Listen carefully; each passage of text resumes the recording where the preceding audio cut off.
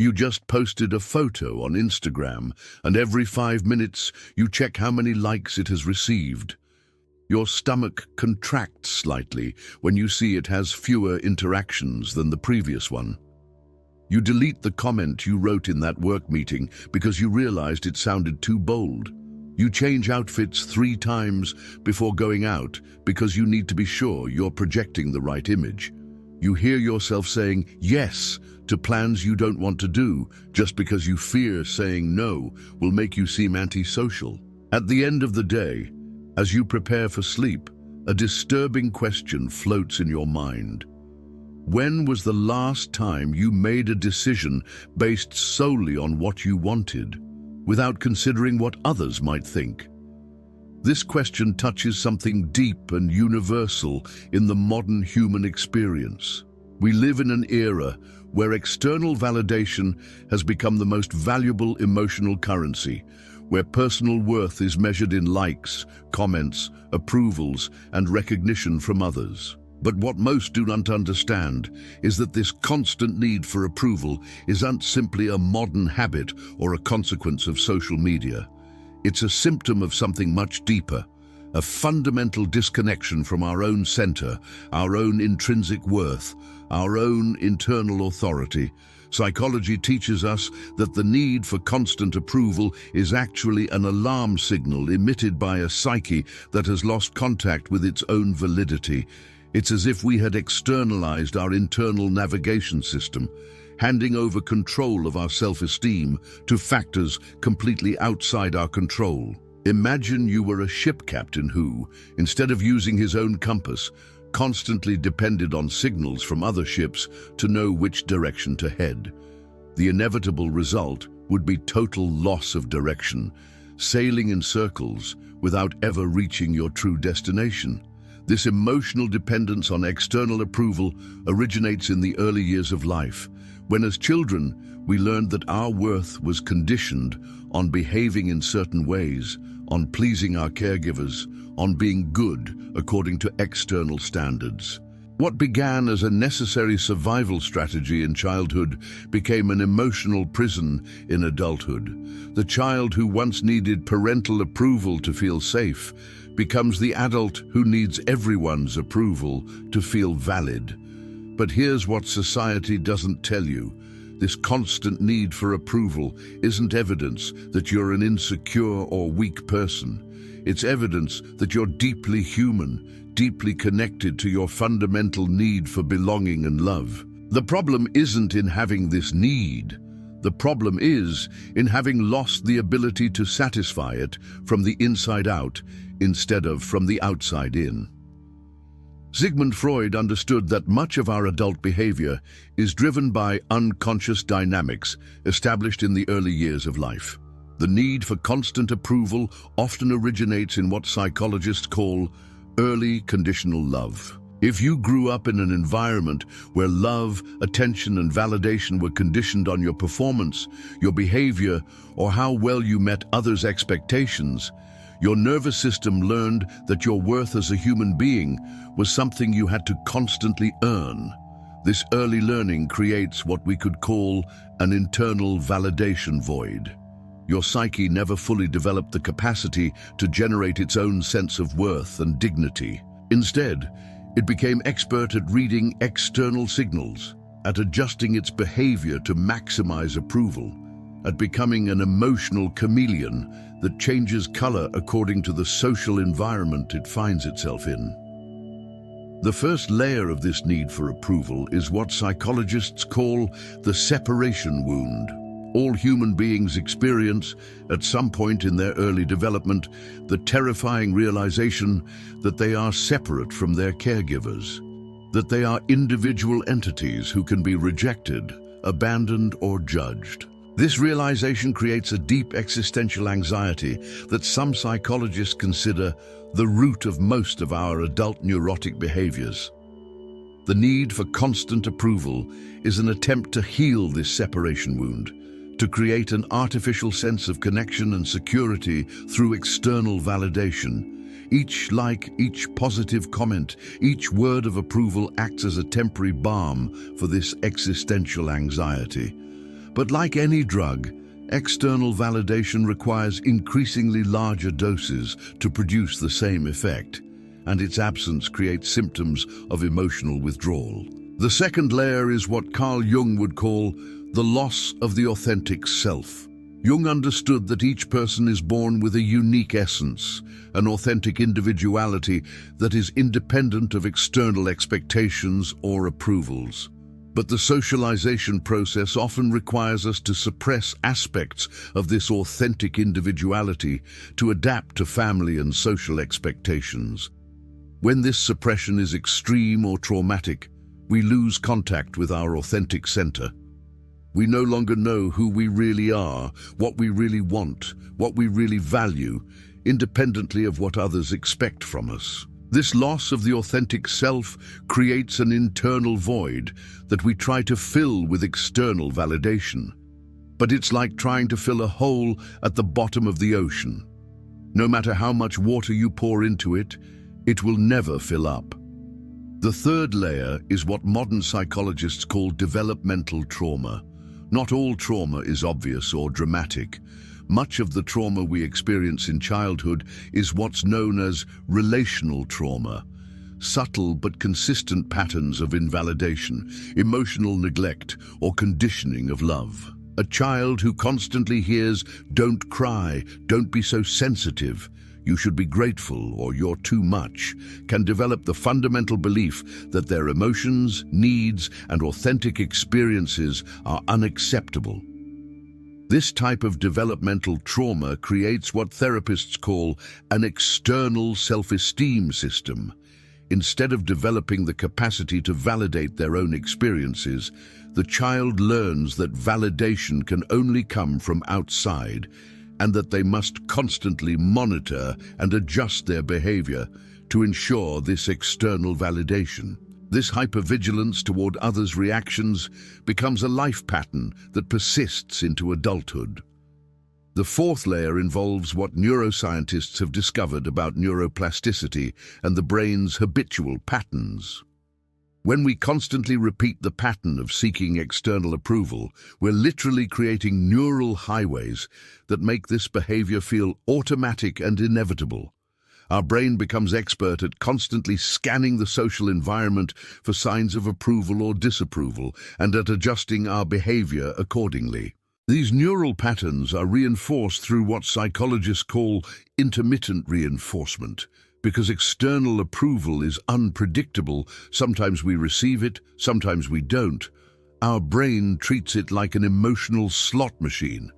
This unpredictability makes approval-seeking behavior incredibly addictive, because we never know when the next reward of validation will arrive.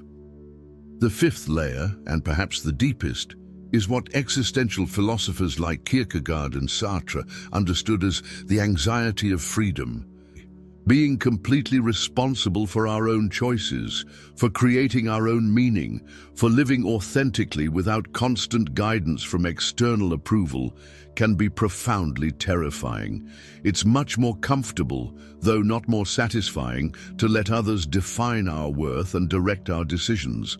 The need for constant approval can also be an unconscious way of avoiding the responsibility of living authentically. If we're always focused on what others want or expect from us, we never have to face the more difficult question, what is it that I really want? This question can be terrifying because it requires us to take responsibility for our own choices and the consequences of living authentically. Here we arrive at a crucial revelation point that can completely change your relationship with external approval.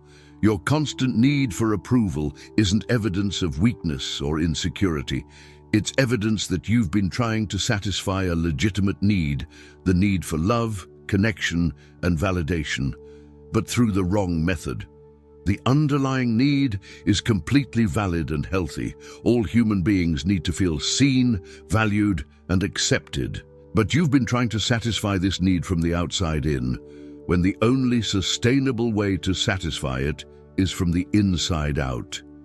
It's as if you'd been trying to fill a glass that has a hole in the bottom. No matter how much external validation you receive, it will never be enough to create a lasting sense of personal worth. This revelation is liberating because it means the problem isn't you, the problem is the method.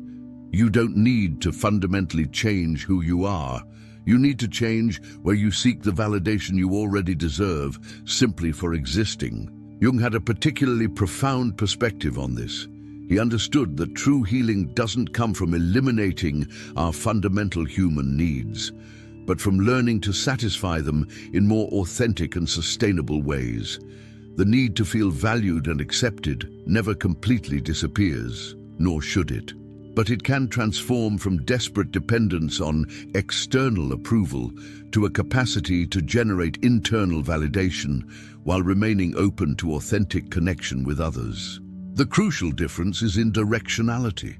When your sense of worth comes primarily from within, you can receive and enjoy external approval without depending on it for your basic emotional well-being. External approval becomes a welcome gift rather than a desperate necessity. This transformation requires what psychologists call internal reparenting, the process of developing the capacity to give yourself the kind of unconditional validation you perhaps didn't receive consistently in childhood. This doesn't mean becoming narcissistic or disconnected from others. It means developing a loving and compassionate relationship with yourself that serves as the foundation from which you can authentically relate to the world. The first step in this transformation is what therapists call awareness without judgment.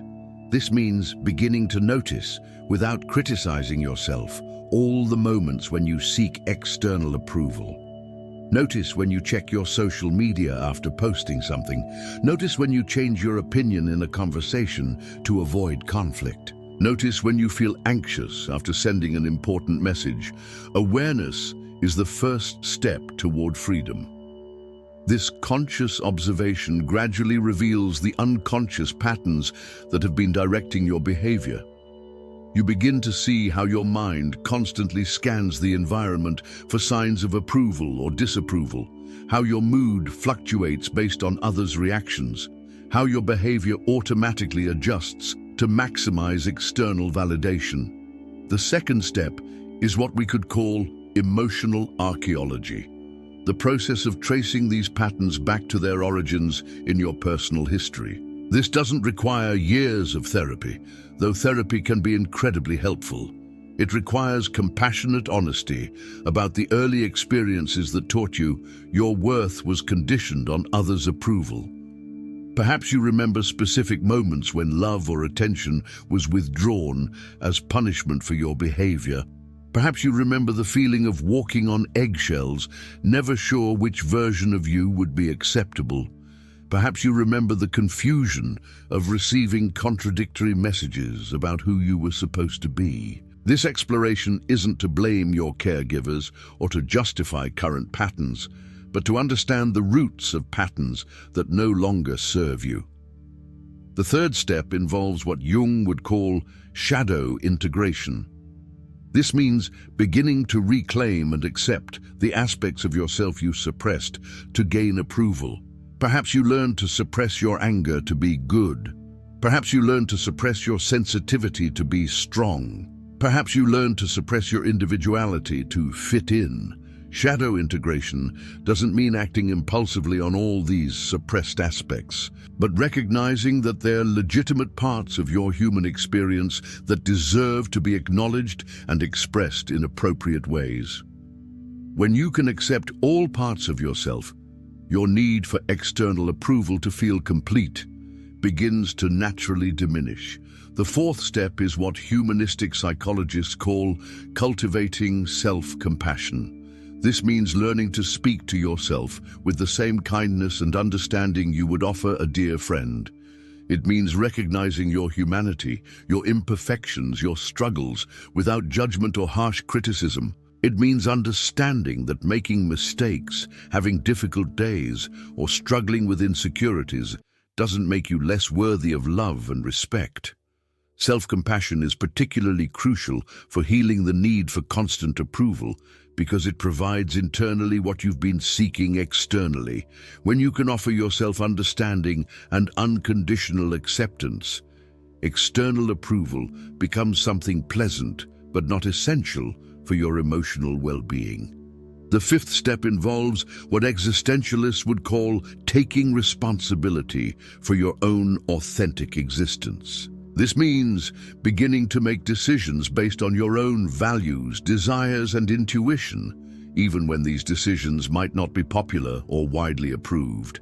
It means developing tolerance for the temporary discomfort of not knowing if others approve of your choices.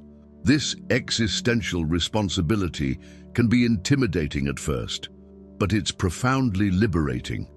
When you begin to live from your own authentic center, you discover a source of energy and satisfaction that external approval could never provide. You discover the difference between doing something because others expect you to do it and doing something because it's aligned with who you really are.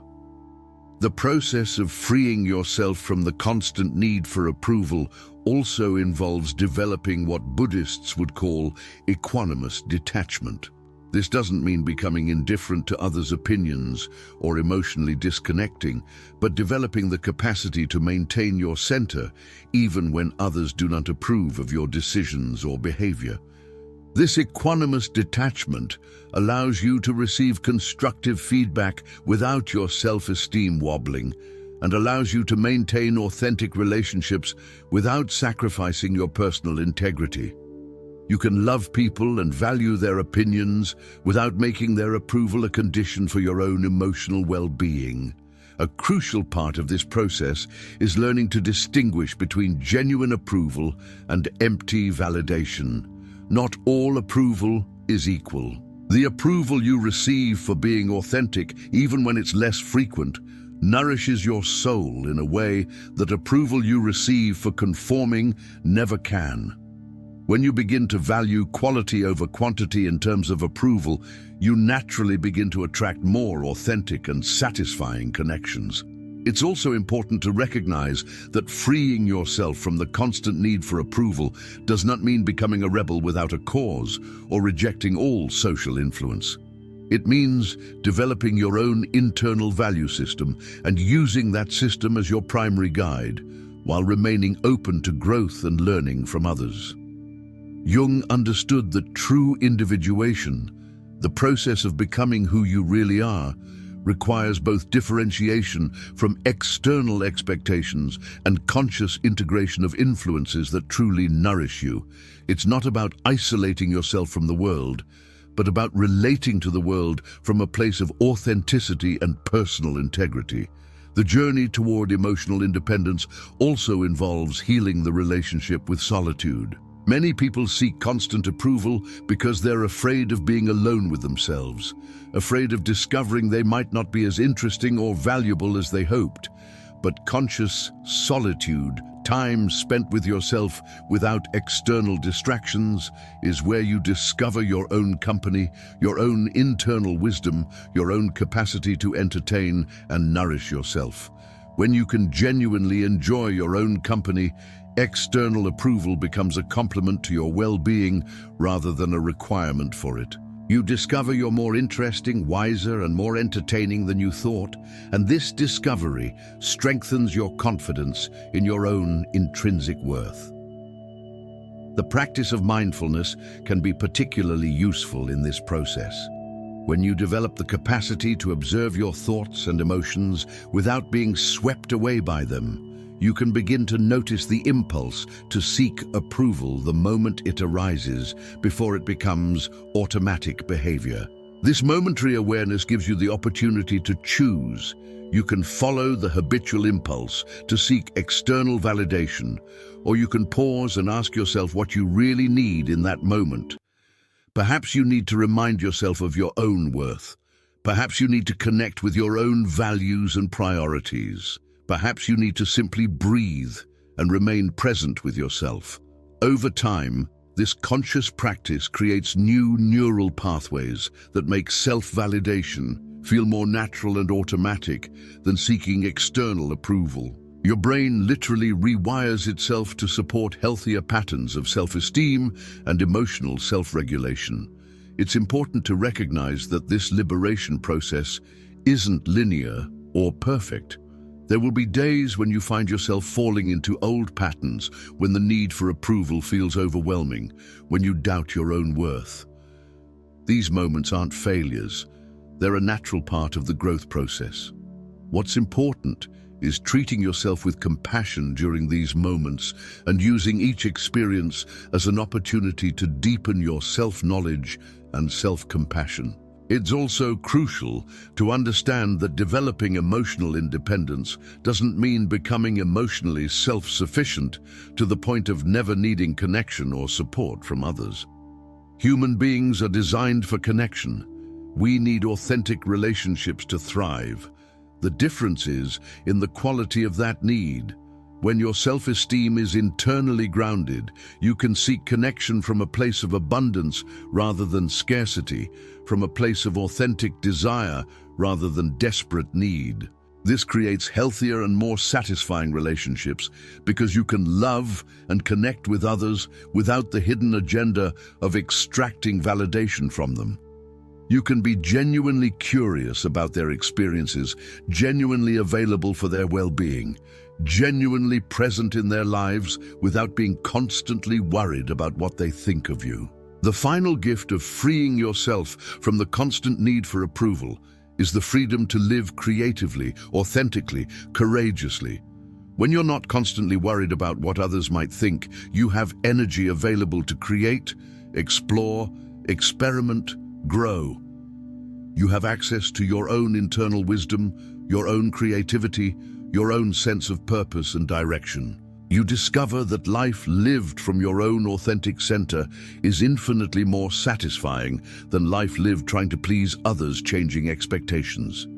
You discover that your own approval, when it's based on integrity and self-compassion, is more valuable and reliable than all the external approval in the world. This isn't a transformation that happens overnight, nor is it one that's definitively completed.